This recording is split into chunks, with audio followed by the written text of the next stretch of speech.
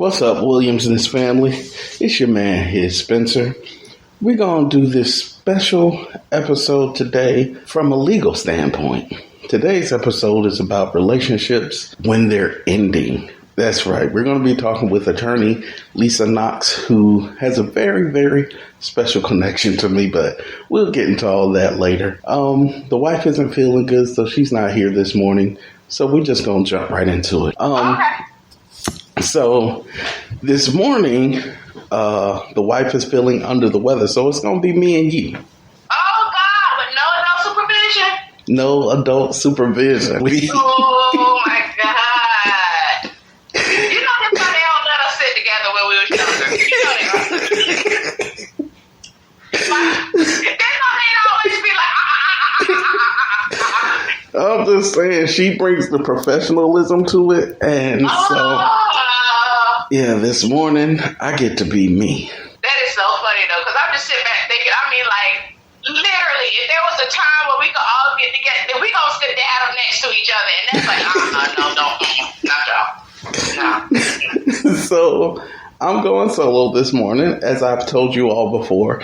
This is attorney Lisa Knox. Good morning, attorney Lisa Knox. Good morning, Mr. Williams. How are you doing? I'm doing great. How are you doing?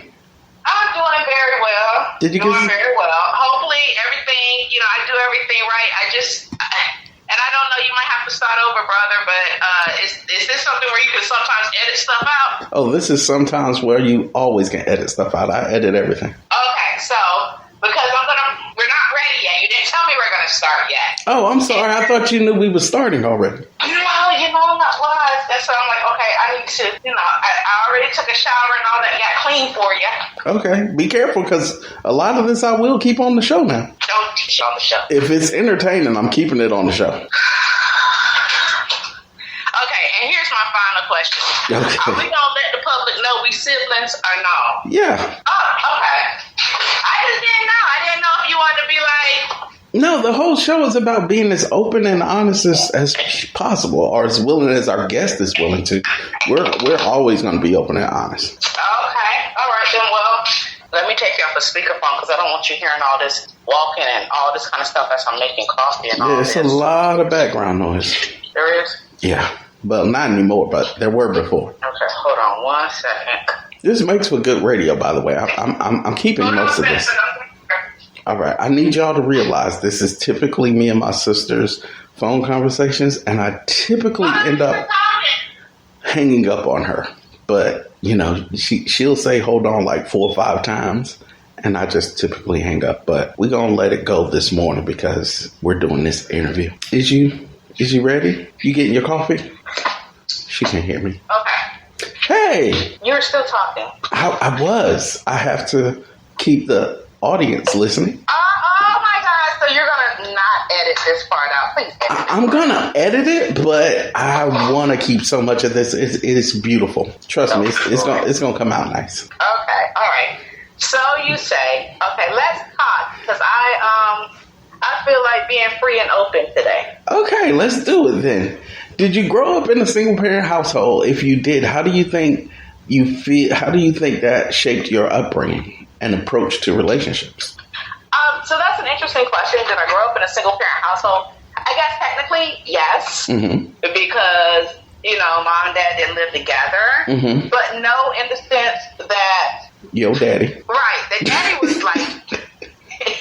daddy was like an everyday person there. Like, yeah. It was, yeah. It was never a matter of where's my dad. Yeah. So I guess that answers the question, sort of. Yeah, So technically, yes, you grew up in a single parent household, but yes. your dad I got to experience all the joys of having, poverty as living in a single parent household, mm-hmm. and then all of the benefit of having a dad who was there who could sort of teach me as a daddy. You were lucky. But, You were lucky in that sense. Let me ask you, how do you feel that shaped how you approach relationships? Well, I can't say it's just that. Because, I had, my brothers, and I had my male cousins who are like brothers, and you all did a really wonderful job of sort of, I guess, putting me onto game. Protecting you? Yeah. Mm-hmm. Absolutely. You're welcome. Okay, let's not get carried away because, you know, there's a couple of times where I had to fight a football player by myself. Well, you know, you talk a lot of shit. Well, that's true too. So, you know, but y'all did an excellent job of that. Yes. And had the audience not put two and two together, yes, this is my baby sister, which was going to lead into the next question. Do you have any siblings, and how is your relationship with them? We're laughing because our siblings are entertaining. So our siblings are on a scale of like 0 to 1,000. Like one is on one extreme, one is on the other, and then the rest of us sort of fall in between, given the day. Like it depends on what day it is. Yeah. So that's the case. I can tell you this. I watch some people and they're like, I don't deal with my sibling. I love my siblings. I have amazing memories with all of y'all. Mm-hmm. I have amazing memories with all of y'all. I have one sibling who historically her and I don't get along, but I even have an amazing, memory with her. Mm. And so, that's the case. Our siblings, everybody has their own particular personality. Their own lane. And it's so funny because everyone has sort of evolved at their own pace. And one thing that I have learned is even like with my son, he's going to be okay. He's going to find his way eventually. Yeah. Because I watch all of our siblings and I'm like, eventually everyone found their own way. We may not have like the journey, right? But everyone found their own way. And we're siblings by the same father. We have different mothers.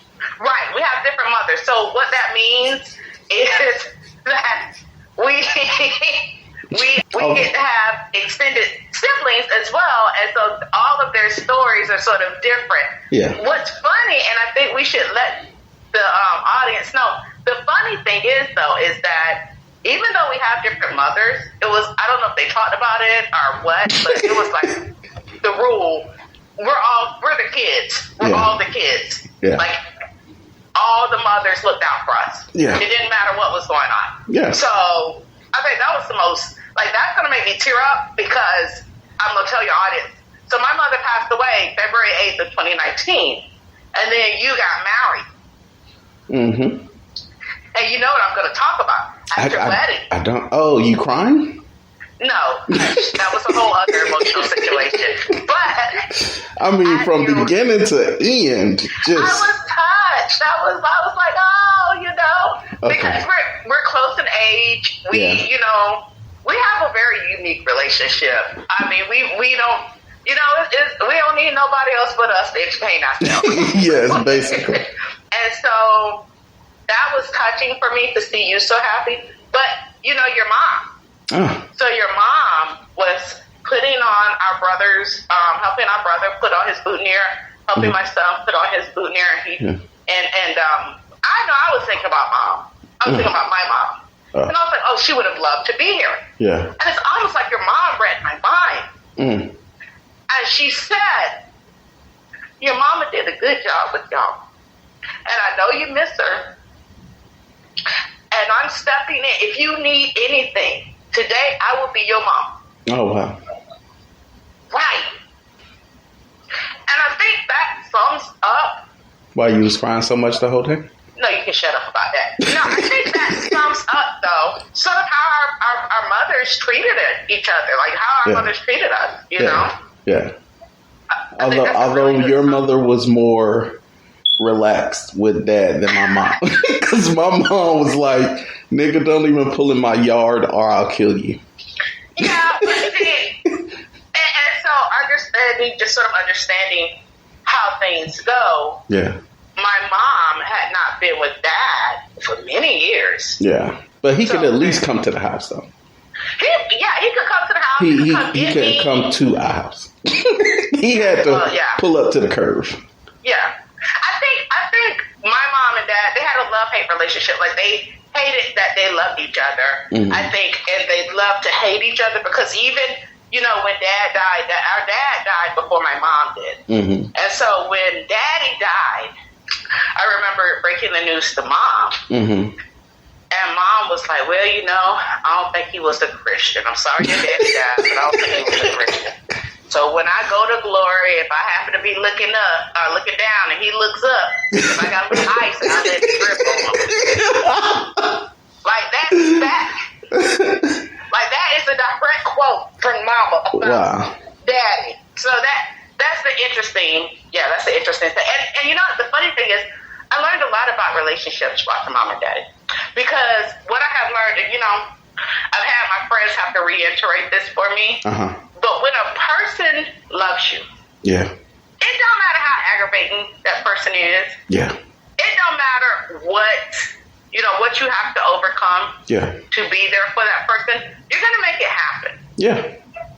You're gonna make it happen. And I learned that watching Dad and Mom. Yeah. But I learned that even watching, and I know this is sort of a sore topic, but even watching me and Dad, because it's not like Mom didn't try and put up roadblocks between me and Dad. Yeah. I was absolutely a daddy's girl, and he was absolutely, especially when I was younger, he was absolutely my favorite parent. Like, I don't care what's going on in the world. Give me my daddy, and I'm good. And so, Mom, that was unnatural, especially in those days. That was unnatural. A little girl is supposed to want to be like her mom. And no, I want to be like my dad. That's what's I remember telling, That's what's up. I mean, you hear the phrase daddy's girl all the time. Yeah, right down to remember I used to get in trouble because I wanted to be like the boys, because I thought it was so horrible that girls had to sit down and boys could be standing up. And I used to get whooping on top of whooping about that. But I stood my ground, and finally my daddy was like, listen, Susan, let her pee how she wants, at least she's peeing. And I was like, yeah. I don't even want to know the mechanics of that. I'm just going to go to the next question. Are you married? No, not yet, interestingly. I am divorced, not married yet. I'm not remarried yet. Okay, well, I've said on several occasions already during this interview that you work in law. Would you like to go into what kind of law you do? Yes, sure. So I am a Florida bar licensed family law attorney. I practice family law. That includes divorce, child support, child custody issues, paternity issues, and so forth. I also do domestic adoptions, and I do dependency, which is when the state removes children from home. Okay. Now, as a lawyer, obviously you went to college. What was that experience like? Because as a person who hears it all the time, I know, but I want you to bless our audience about all that. Okay. So let me back up. I'm also a Florida Supreme Court certified family law mediator. Oh, okay. Get all your roses now. Well, thank you. Yeah. That's important to me, though, because, and I think we'll get further into sort of my viewpoint, but I think it gives several alternatives to serve the community with. But as far as school, so I have quite a bit of education, or as one of our brothers would call it, quite a bit of book knowledge. So, and my journey, well, you know my journey, but like you said, I'll share it with the audience. And maybe you don't know all of my journey. But I went to undergrad at Tuskegee University in Tuskegee, Alabama. Is that an HBCU? It's an HBCU. For me, it is the world premier HBCU. You are, I believe, our second HBCU alumni. Absolutely. Let me tell you something. Since the things about love and relationships, everybody needs to find somebody who loves them the way HBCU alumni love at school. We don't play about our school. We don't play about. If the doctor says close your eyes and go to your happy place, I promise you it's Tuskegee University. Okay. So I went to Tuskegee, and it's funny because I didn't know that I was going to do that. Like that was not the plan. Growing up, I was always considered smart. Okay. But quiet as it's kept. Graduating high school was really a thank you loudly graduation of high school, right? Okay. Like I was just as surprised as everyone else. As a matter of fact, our principal, Dr. Bladeswick. So Mr. Williams